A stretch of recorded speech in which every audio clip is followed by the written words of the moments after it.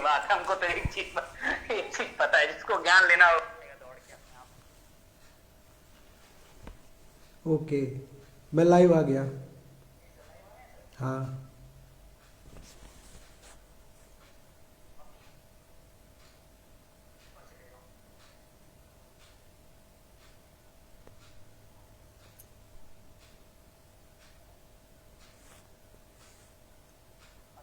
हाँ, good afternoon, good afternoon. बढ़िया। नहीं, कोई दिक्कत नहीं।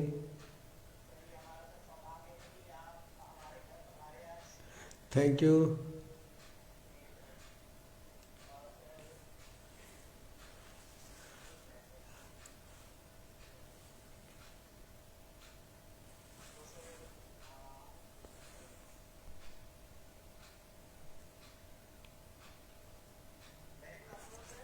Very good afternoon.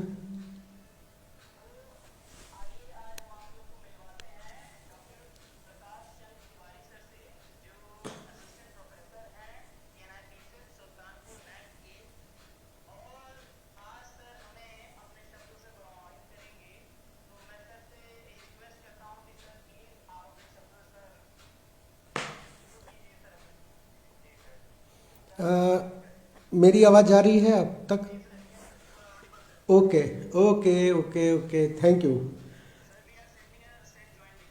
Okay, okay, लोग कनेक्ट हो रहे हैं। हाँ, इट्स गुड टू सी। आ रहे हैं।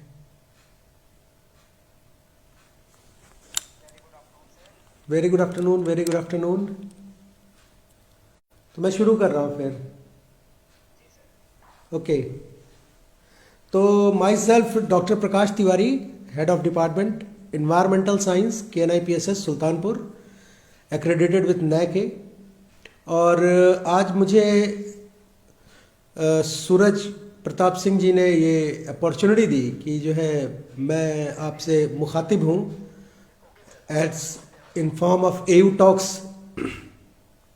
और AU टॉक्स के माध्यम से मुझे जो मूलभूत रिस्पॉन्सिबिलिटी दी गई वो थी कि इनलाइटमेंट की।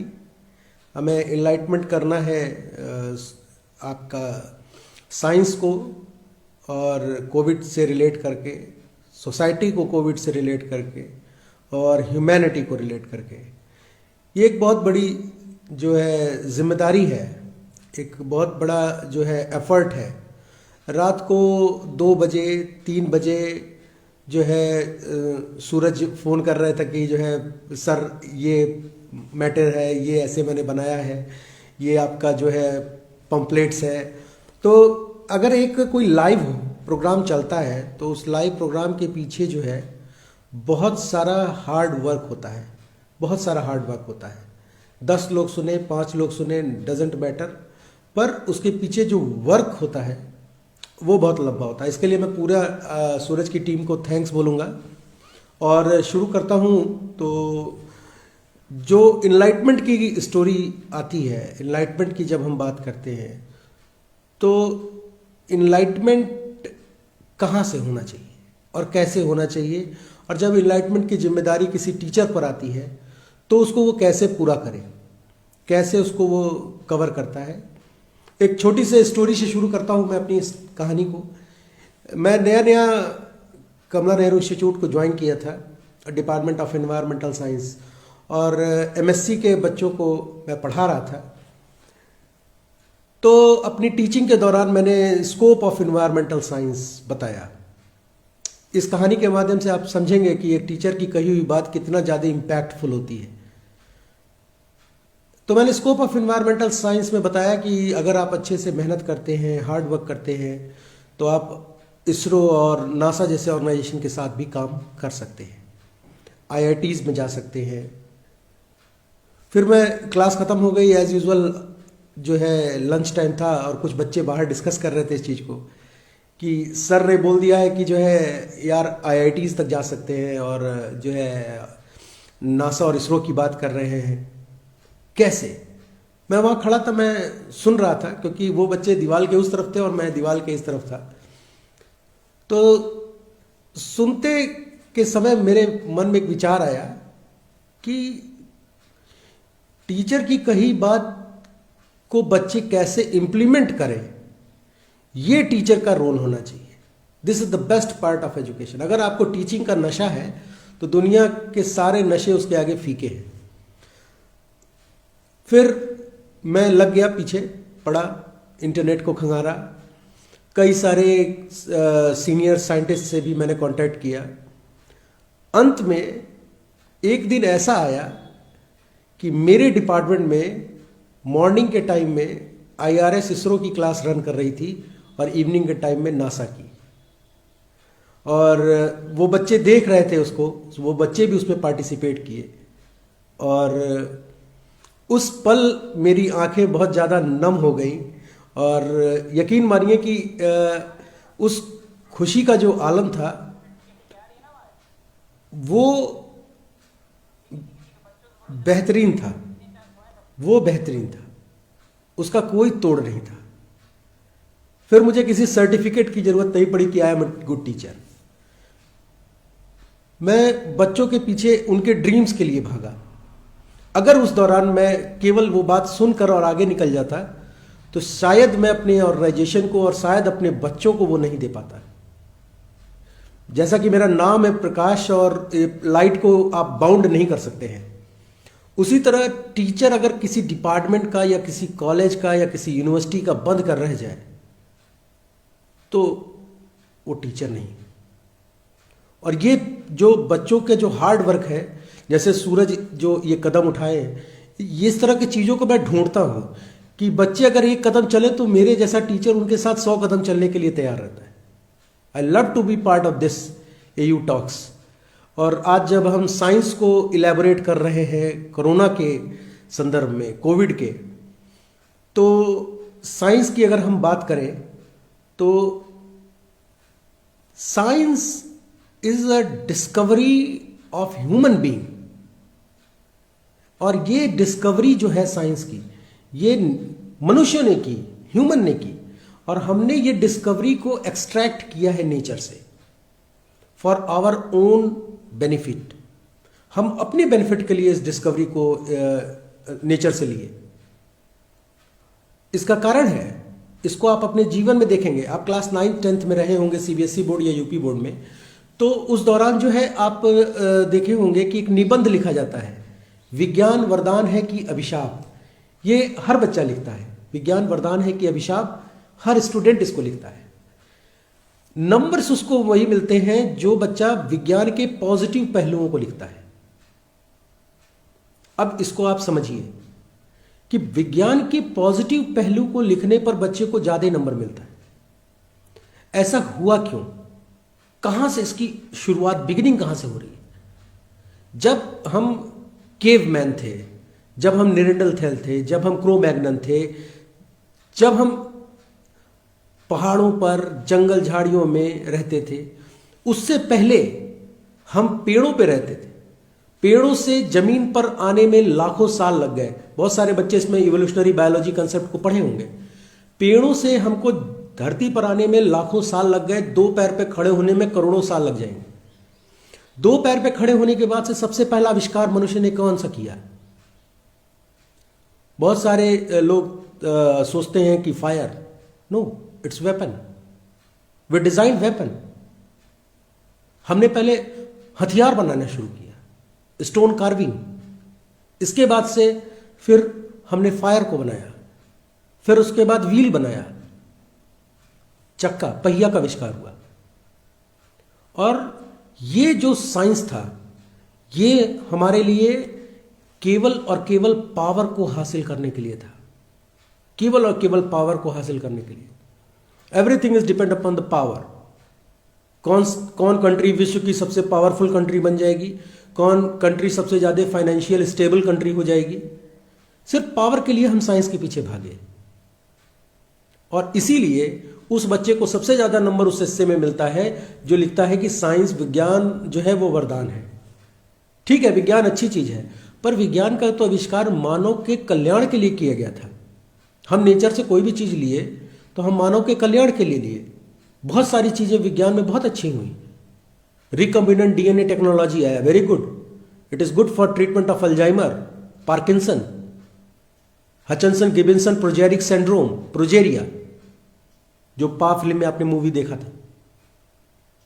ये डिस्कवरीज इसलिए थी कि हम कैंसर जैसी बीमारियों को और स्टेम सेल जैसी थेरेपीज को ठीक करें, नेचर से सीख कर नेचर में इंप्लीमेंट करें, मनुष्य के कल्याण के लिए लगाए। और हमने क्या बनाया इस रिकम्बिनेंट डीएनए टेक्नोलॉजी से? कोविड,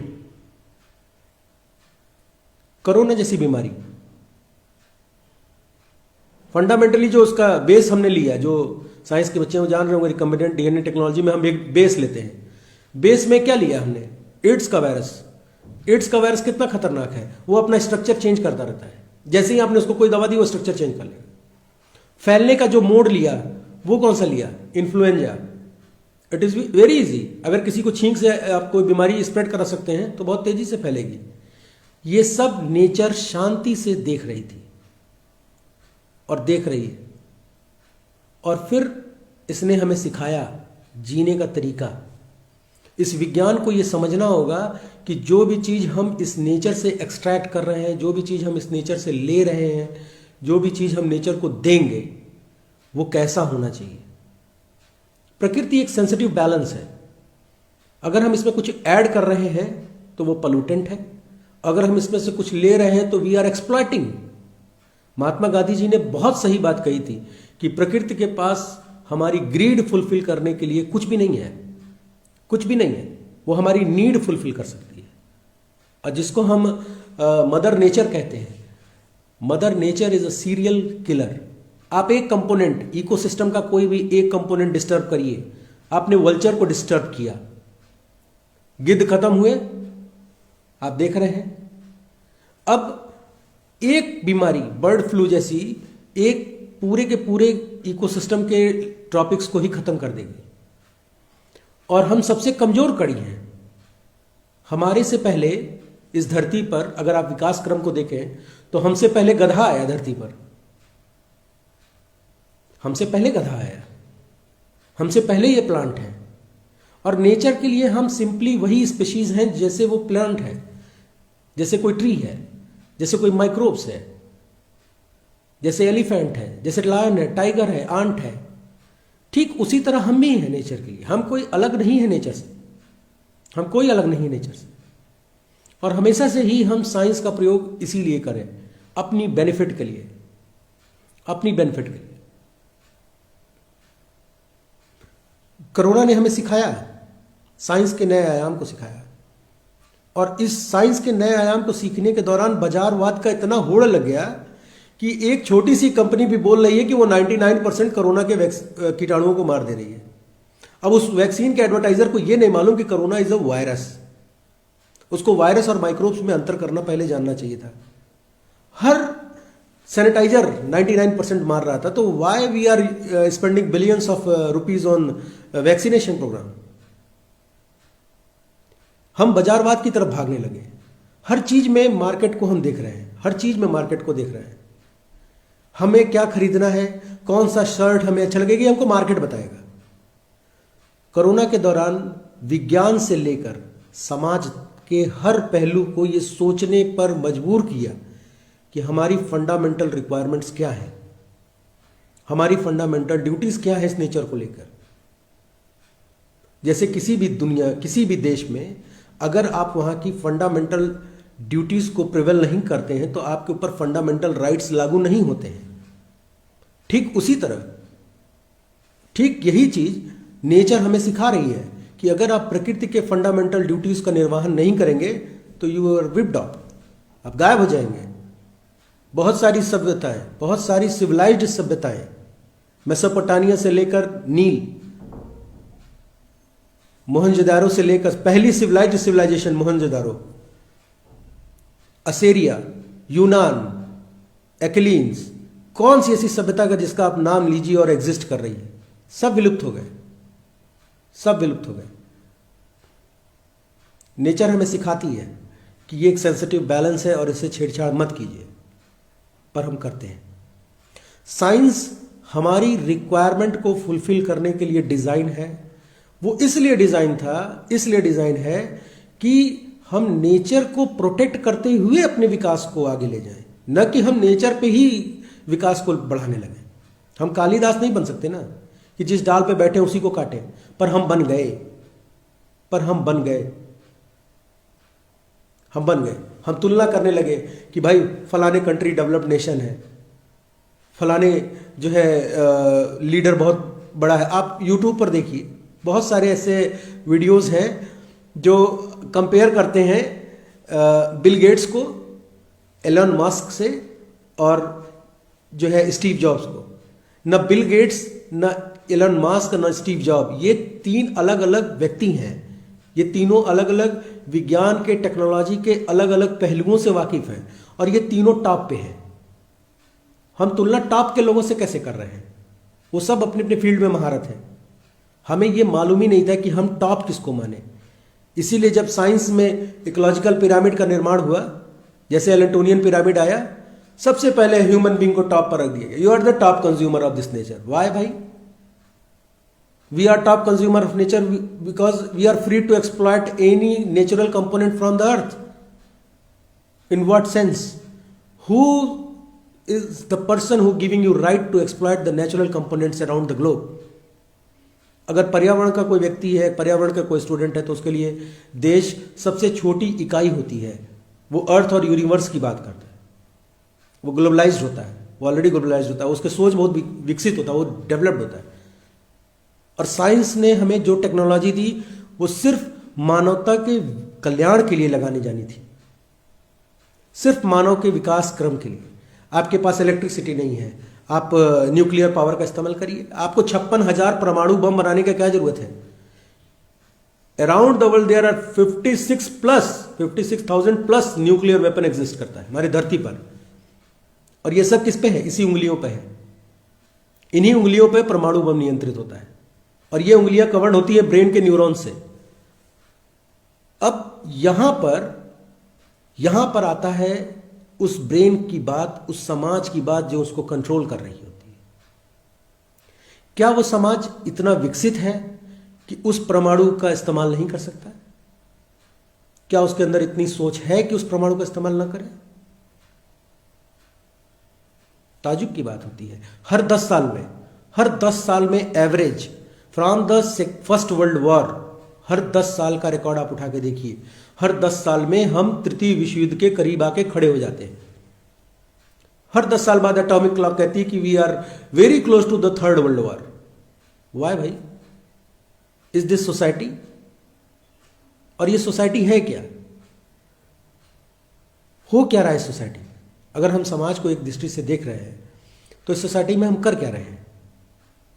समाज मनुष्यों से बनता है, समाज हम और आप से बनता है, इग्नाइटेड माइंड से बनता है, ब्रिलियंट ब्रेन से बनता है।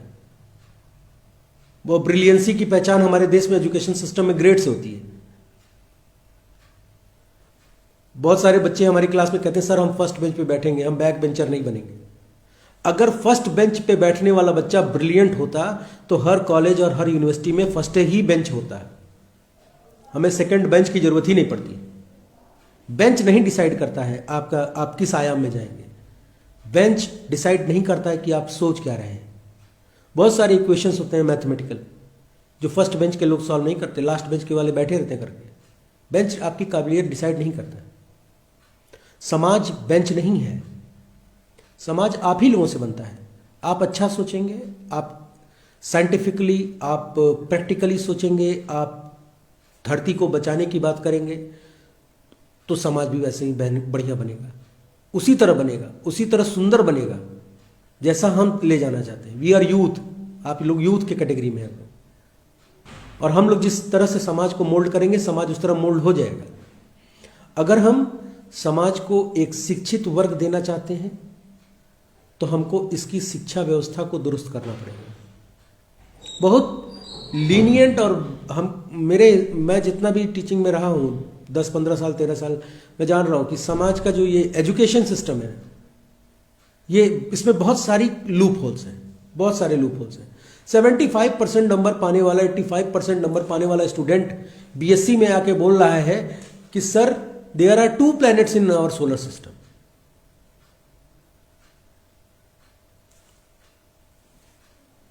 क्या बात है भाई, आप 75% नंबर पा रहे हो, बोल रहे हो 2 planet। मतलब आपने इंटर में पढ़ाई नहीं की। इंटर तक अंग्रेजी है, हिंदी मीडियम में भी और इंग्लिश मीडियम में भी। और इंटरमीडिएट तक इंग्लिश पढ़ने के बाद से न यूपी बोर्ड का बच्चा इंग्लिश बोल पा रहा है, न इंग्लिश मीडियम का बोल पा रहा है। हम क्या, किस समाज को ले जा रहे हैं, कहां ले जा रहे हैं? और ये समाज केवल क्वालिटी ऑफ एजुकेशन जब तक हम प्रेफरेंस नहीं देंगे, ऐसे ही बनता चला जाएगा, ऐसे ही बनता चला जाएगा। क्वालिटी ऑफ एजुकेशन, क्वांटिटी नहीं। क्वांटिटी मतलब होता है कि बस पास करते चले जाओ, क्वांटिटी नहीं। क्वालिटी ऑफ एजुकेशन पे जब हम जोर देंगे तो ये समाज बेहतरीन की तरफ बढ़ेगा। है, अभी भी है, बहुत जगह पे है। क्वालिटी ऑफ एजुकेशन का ही नतीजा है, क्वालिटी ऑफ एजुकेशन का ही नतीजा है कि इस कोरोना काल में लॉकडाउन के दौरान बहुत सारे सुपर हीरो सामने आए। आप ताजुब करेंगे, मंत्री लोग थे, एक केले को लेकर गए एक मरीज के पास और 10 आदमी फोटो खिंचवा रहे हैं। एक केले को एक मरीज को दे रहे हैं और 10 आदमी फोटो खिंचवा रहे हैं। और ऐसे बहुत सारे कोरोना में वॉरियर्स को मैं जान रहा हूं, उनकी एक फोटो फेसबुक पे नहीं है। और they did very very much hard work during this situations.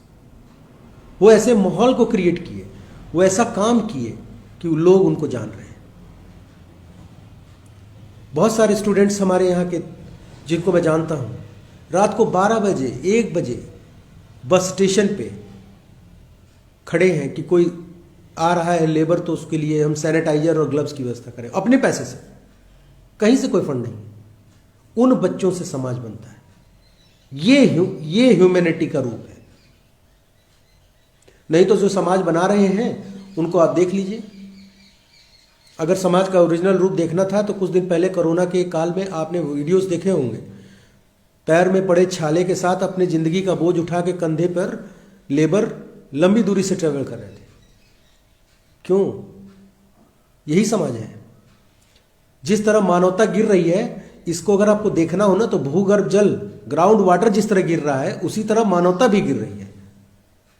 वहां के लोगों की नैतिक जिम्मेदारी थी, चाहे वो किसी भी स्टेट के हो, किसी भी जगह के हो, वहाँ के लोगों की नैतिक जिम्मेदारी थी कि उन लेबर्स को अपने जो है खाना मुहैया करा सकते थे। उनके पास बहुत पैसे थे, उन सरकारों के पास बहुत पैसे थे, पर उन्होंने छोड़ दिया क्योंकि हम बटे हुए हैं।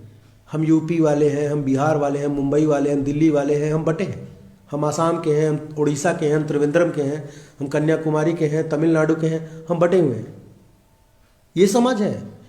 इस समाज की कल्पना कभी की गई थी? कभी नहीं की गई थी। और कोरोना ने इस समाज को बहुत तगड़ा तमाचा मारा है कि सीखो तुम कि क्या हो, किस लिए तुम आए थे और क्या कर रहे हो। हम समाज को क्या सिखा रहे हैं? हम वही सिखाएंगे ना जो अपने बच्चों को सिखाएंगे।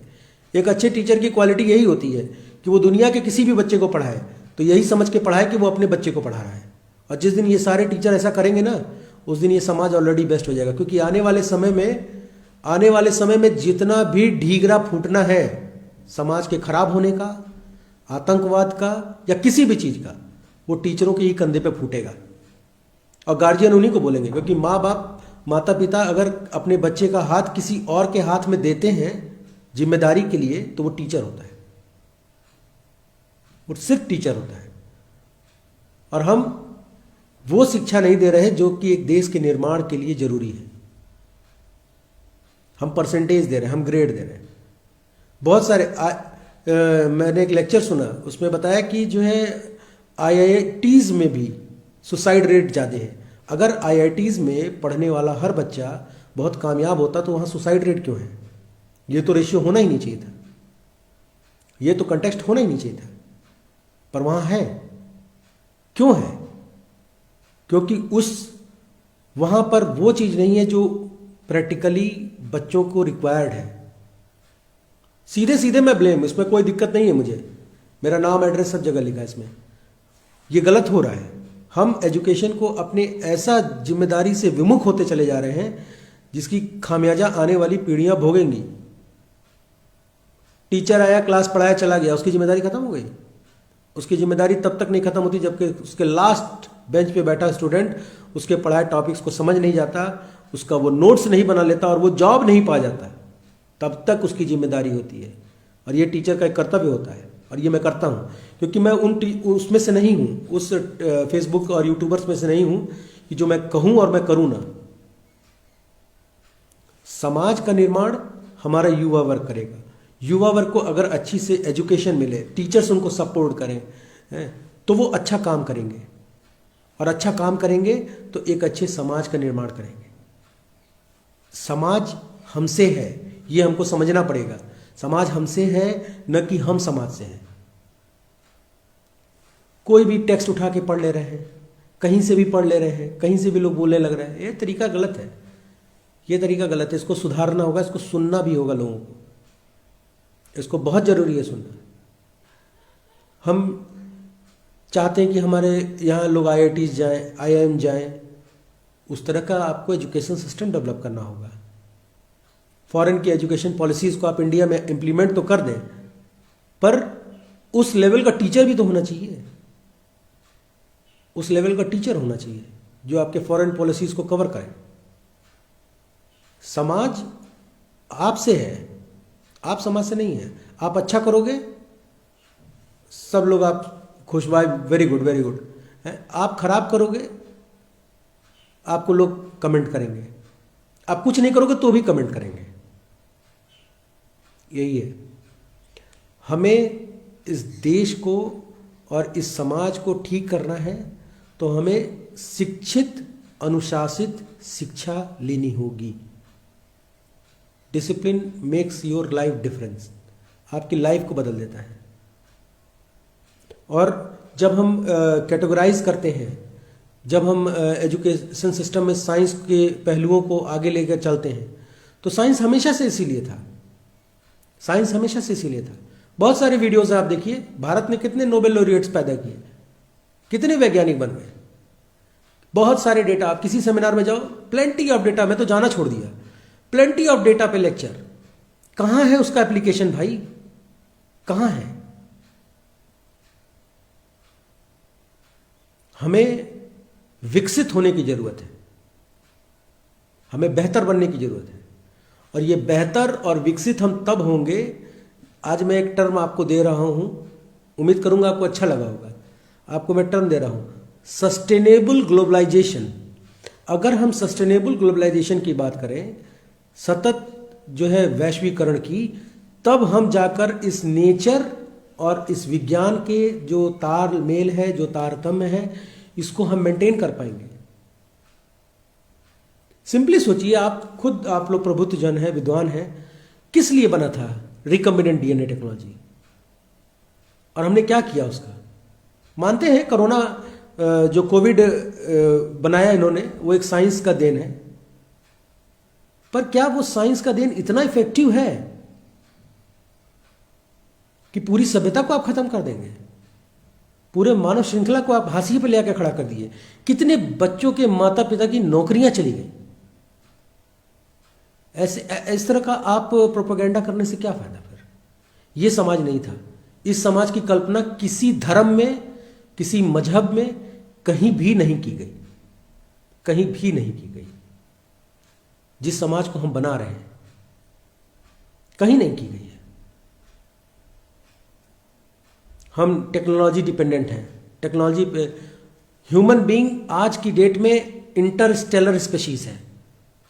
इंटरस्टेलर स्पीशीज, हमारा बनाया हुआ एक छोटा सा सैटेलाइट, वो हमारे कुइपर बेल्ट और कूपर बेल्ट को क्रॉस करके हमारे सोलर सिस्टम को क्रॉस कर रहा है। हम एक इंटरस्टेलर स्पीशीज हैं। हमको फ्यूचर में एनर्जीज को कंजर्व करके एनर्जीज के साथ आगे बढ़ना चाहिए था। हम उस एनर्जीज का दुरुपयोग करने में लग गए। जिस साइंस से हमको पार्किंसन और अल्जाइमर जैसी बीमारियों को ठीक करना था, जिससे हमको प्रोजेरिया जैसी बीमारी को ठीक करना था, हम क्या ठीक कर रहे हैं? हम कोरोना बना रहे हैं।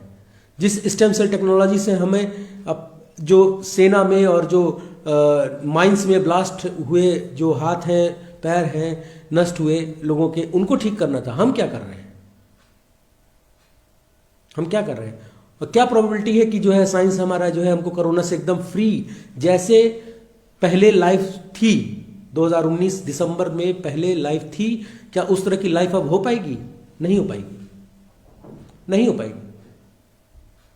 समाज का तो ये पहलू है कि अभी आप खुदा न खास्ता किसी का एक्सीडेंट हो, कोई छोटा सा कोई आदमी गिरा हुआ है, बुजुर्ग है, एक आदमी पढ़ा लिखा रहेगा जो अच्छे से, आप उसको वहीं पहचान लीजिएगा, वो जाके उसकी मदद करेगा, और एक विद्वान आदमी वो कैमरा लेकर खड़ा हो जाएगा। ये समाज है। इस समाज की परिकल्पना किए थे जो है डॉक्टर राम मनोहर लोहिया, इस समाज की परिकल्पना महात्मा गांधी किए थे, इस समाज की परिकल्पना जो है चंद्रशेखर आजाद और भगत सिंह किए थे? नहीं। और रहा खुसा जो कसर है वो कोरोना ने निपटा दिया, कुछ नहीं छोड़ा, कुछ बचा थोड़ी ना। अब नया स्ट्रेन आ रहा है, हैप्पी न्यू ईयर बोलने के पहले लोग बोल रहे हैं कि भाई कोविड-2 नया स्ट्रेन। और ये नया स्ट्रेन किसकी देन है? विज्ञान की देन है। और जड़ इसका कहां है? जड़ वही है जहां टॉप कंज्यूमर हैं आप। 80% natural resources all over the globe, 80% of natural resources are utilized by the 20% of developed country, and remaining 20% natural resource is exploited. Remaining 20% natural resource is exploited and leave these resources for the poor underdeveloped countries.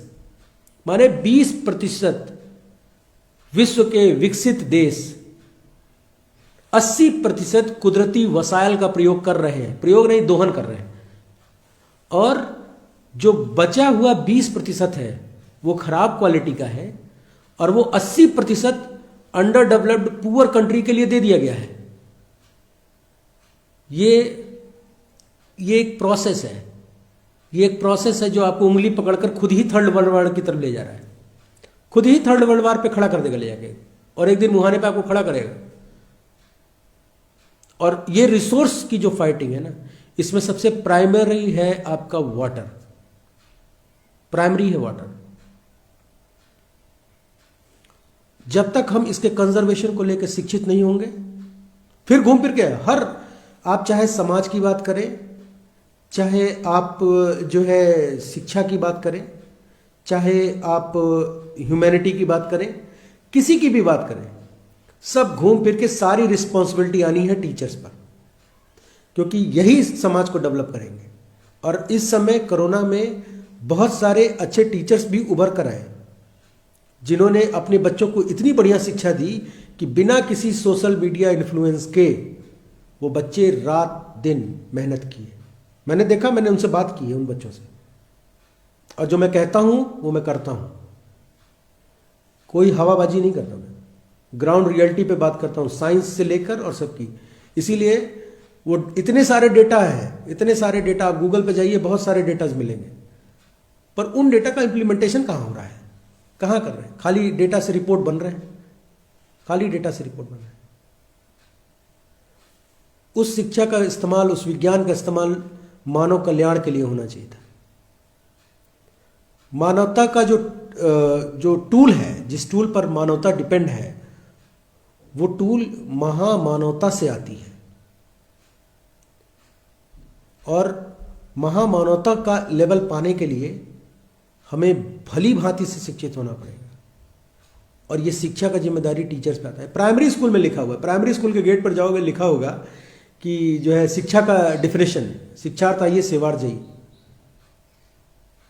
सेवा means science के लिए सेवा, सेवा means technology के लिए सेवा, सेवा means humanity के लिए सेवा।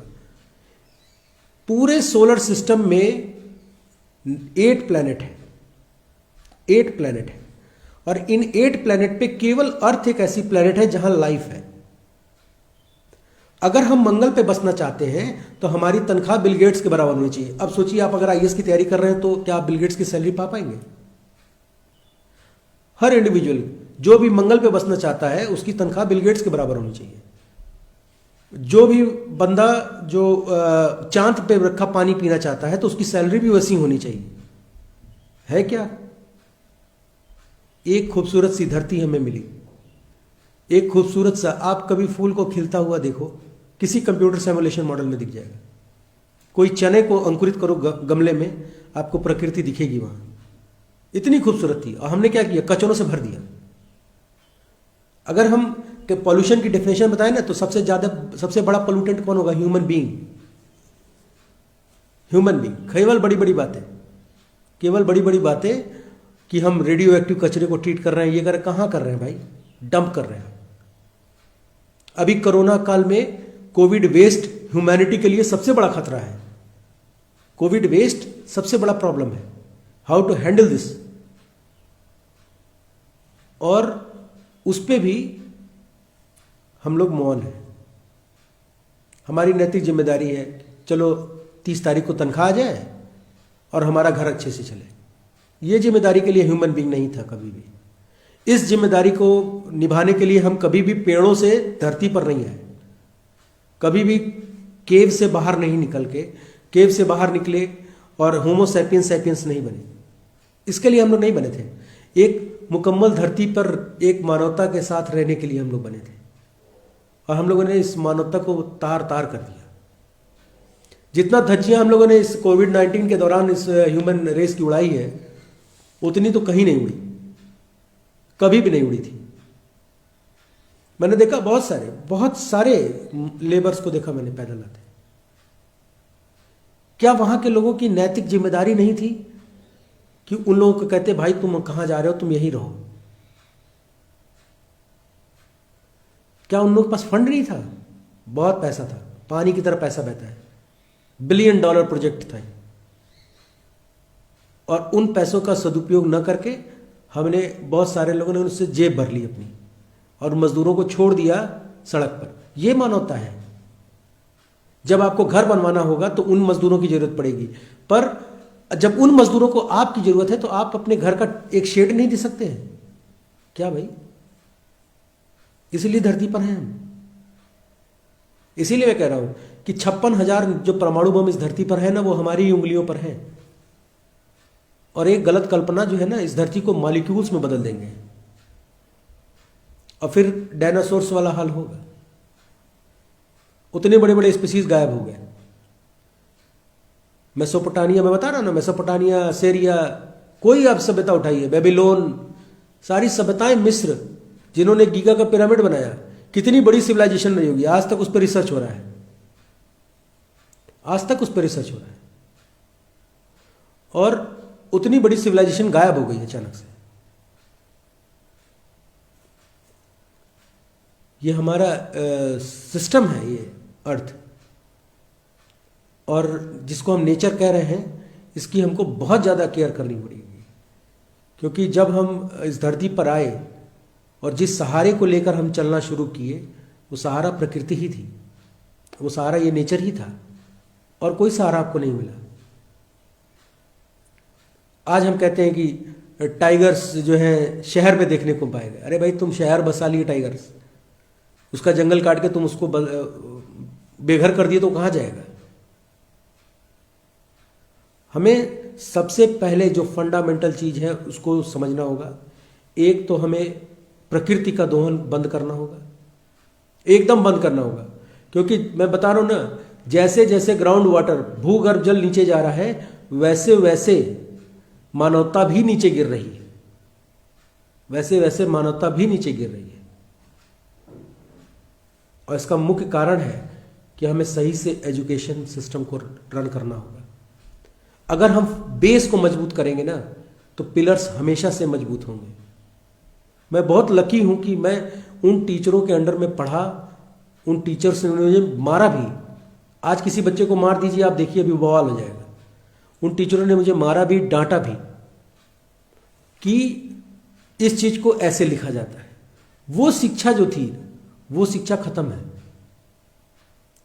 अब ये व्यवसाय है। हमें इसको समझना पड़ेगा कि भाई, आप एक समाज का निर्माण कर रहे हो, तो वहां पर कम से कम पैसा तो मत लाओ। सब्जी खरीदने थोड़ी न जा रहे हो, एक बच्चे का भविष्य बना रहे हो। और हम क्या करते जा रहे हैं? सिर्फ और सिर्फ पैसा, पावर, पैसा, पावर, पैसा, पावर। इसलिए समझ है नहीं। इसलिए मनुष्य को जो है नहीं दिया गया था धरती। जितना स्टेटस हम फेसबुक और व्हाट्सएप पे लगाते हैं, जितना स्टेटस, उसका 1% अगर हम अपने जीवन में अमल कर लेना तो मानवता भी बच जाएगी, समाज भी सुधर जाएगा और धरती भी बचा ले जाएंगे। खाली विश्व पर्यावरण दिवस के दिन एक छोटा सा पेड़ लगाना हो जाता है।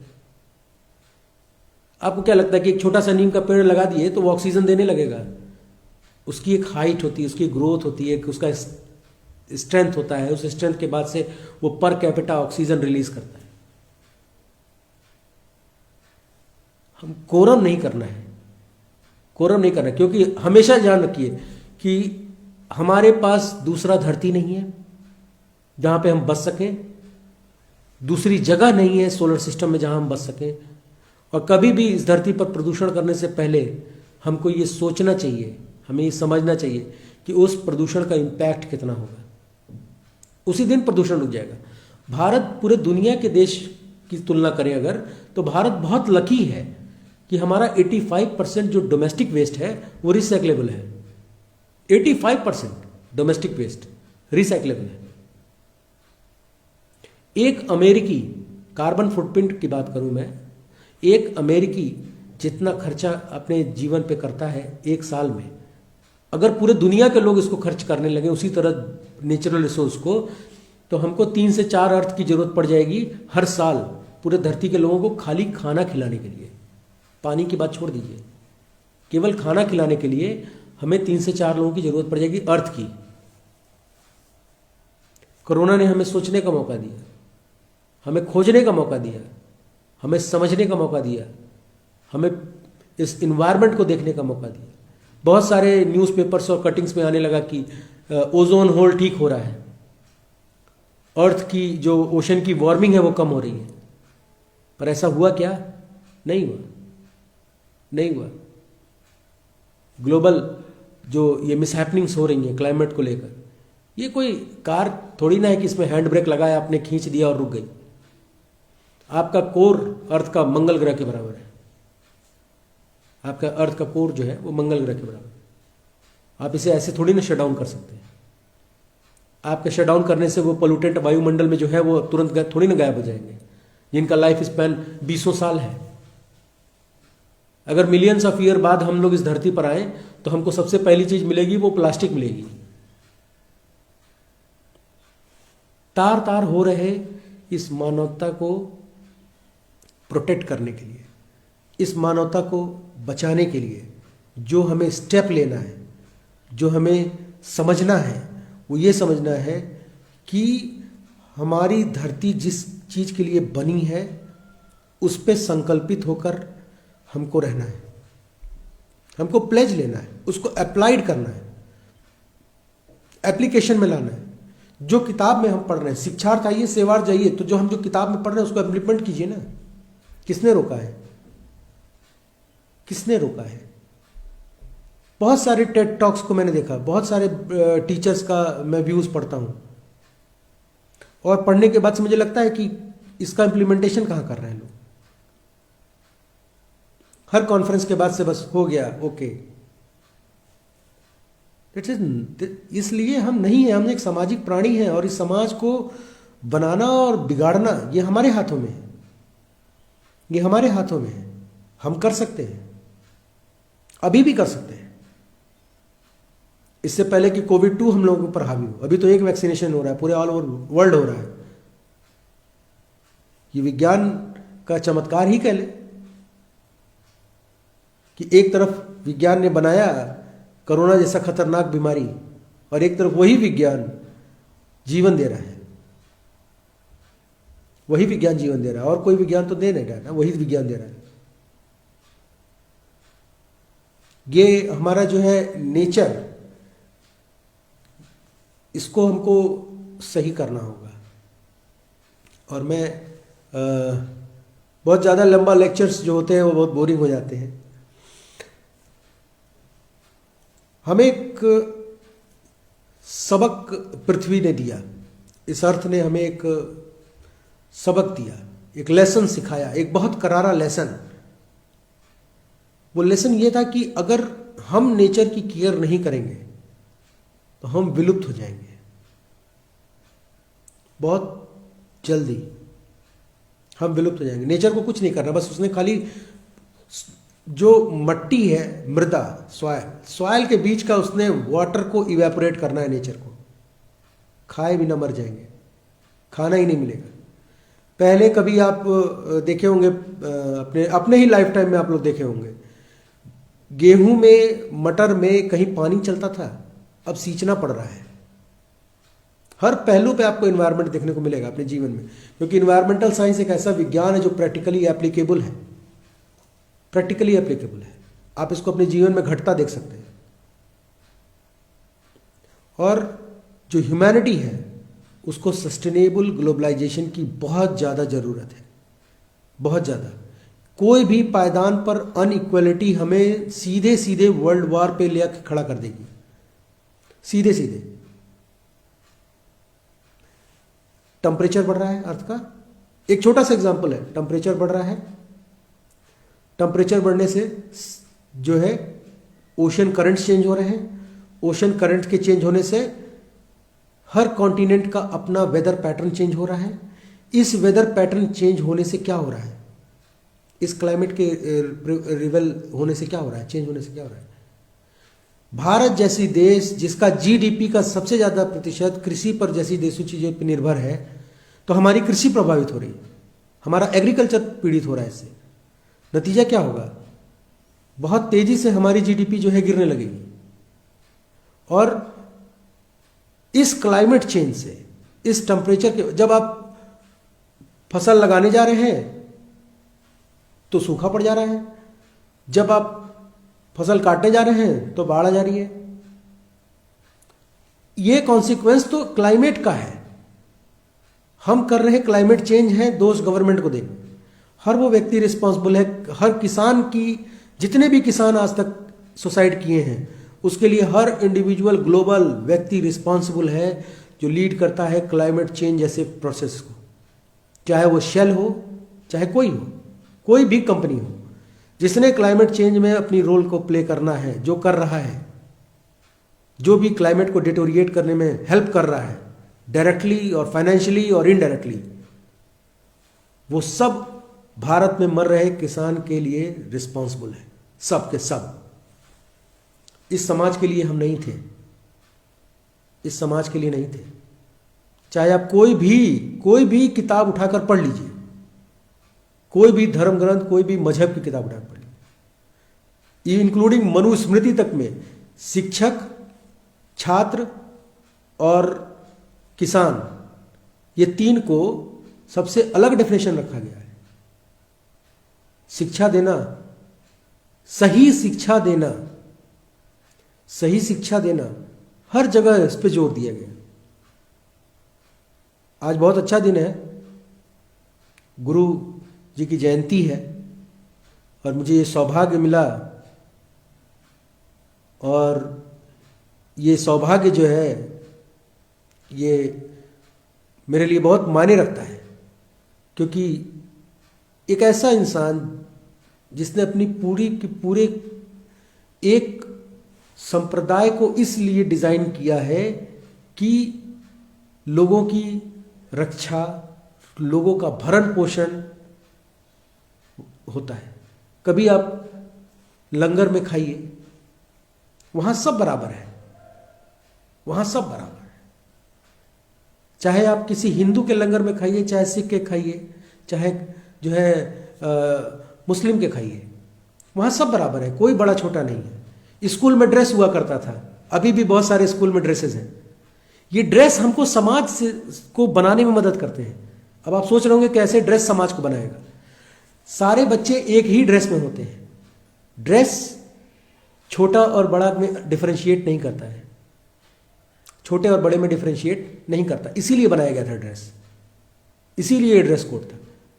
हर आयाम में ह्यूमैनिटी ही सोसाइटी को बनाएगी। जितना बढ़िया ह्यूमैनिटी होगी ह्यूमंस के अंदर, उतनी ही डेवलप्ड सोसाइटी बनेगी। और जितनी ही डेवलप्ड सोसाइटीज होंगी वो लॉन्ग लास्टिंग होंगी, वो लंबे समय तक टिकेंगी। अभी आप एक एग्जाम्पल अपने साथ लीजिए, आपके साथ में कोई बदमाश दोस्त है आपका, तो उससे दोस्ती ज़्यादा दिन नहीं चलती है। पर कोई अगर स्टूडियस है, कोई अच्छा दोस्त है, तो उससे आपकी दोस्ती बहुत लंबी रहती है, बहुत लंबी रहती है। उसका ये कारण है कि हम इसलिए डिज़ाइन हैं अंदर से कि हम एक अच्छे समाज का निर्माण करें। पर यही कि हमें अगर सही मोड, सही डायरेक्शन मिले तो, और इस डायरेक्शन की जिम्मेदारी टीचर्स पे है, 100% है। हम कहीं नहीं सकते कि हमारे स्टूडेंट हमारे कैंपस के बाहर हमारी रिस्पॉन्सिबिलिटी ही नहीं है। हम कहीं नहीं सकते, चाह के भी नहीं कर सकते, कभी नहीं कह सकते। और कोरोना ने हर चीज को हाशिए पर रखा। टीचर इतना परेशान है कि बच्चों का सिलेबस कैसे कंप्लीट हो, कैसे नोट्स कंप्लीट हो। टेक्नोलॉजी की मदद से ही तो चल रहा है। इस टेक्नोलॉजी का हम सही प्रयोग करते और अच्छा नेटवर्क फाइबर केबल्स बिछते तो और बहुत सारे मेरे स्टूडेंट्स हैं, फ्रैंकली स्पीकिंग मेरे स्टूडेंट्स हैं जो बहुत रिमोट एरिया से हैं, उनके पास इंटरनेट का एक्सेस नहीं है इंटरनेट का एक्सेस। तो जब मैं ऑनलाइन पढ़ा रहा था तो बच्चों को ये दिक्कत आ रही थी कि सर आपकी क्लास नहीं मिलेगी। मैंने कहा यार ये तो प्रॉब्लम है। तब मैंने फिर इसी टेक्नोलॉजी का सहारा लिया और मैं यूट्यूब पर गया। मैं इसी टेक्नोलॉजी का सहारा लेकर यूट्यूब पर गया और इस टेक्नोलॉजी की मदद से उन बच्चों को तक वो नोट्स और वो मटेरियल्स प्रोवाइड हो रहे हैं। टेक्नोलॉजी का प्रयोग हमेशा बेहतरी के लिए करिए। हम टेक्नोलॉजी का प्रयोग केवल विनाश के लिए कर रहे हैं। हमेशा से होता था कि हम न्यूक्लियर का निर्माण करेंगे, न्यूक्लियर से पर्यावरण के लिए एक अच्छी ऊर्जा का रिसोर्स मिल रहा है और हमने न्यूक्लियर से परमाणु बम बना दिया। अब हम चांद पे क्यों जा रहे हैं? क्या ढूंढ रहे हैं चांद पे? हीलियम 3, और ज्यादा खतरनाक। इसको हम अब दुनिया को बता रहे हैं कि ये भविष्य का ईंधन है। अगर भविष्य का ईंधन हीलियम 3 है तो टेस्ला कार पे, इलेक्ट्रॉनिक कार पे क्यों खर्च कर रही है करोड़ों रुपए? कहीं ना कहीं लोचा है, कहीं ना कहीं लोचा है। और ये पूरी की पूरी जो मानवता है, ये कोरोना काल में जितनी तार तार मैंने देखी, जो मेरा निजी अनुभव रहा, वो बहुत ही कड़वा रहा, बहुत ही कड़वा। एक मुट्ठी राशन तुम किसान को दे रहे हो यार, जो पूरे देश को खिला रहा है। 400 रुपए आप डोनेट कर रहे हैं तो आप सोच रहे हैं आप बहुत बड़े दानवीर हो गए हैं।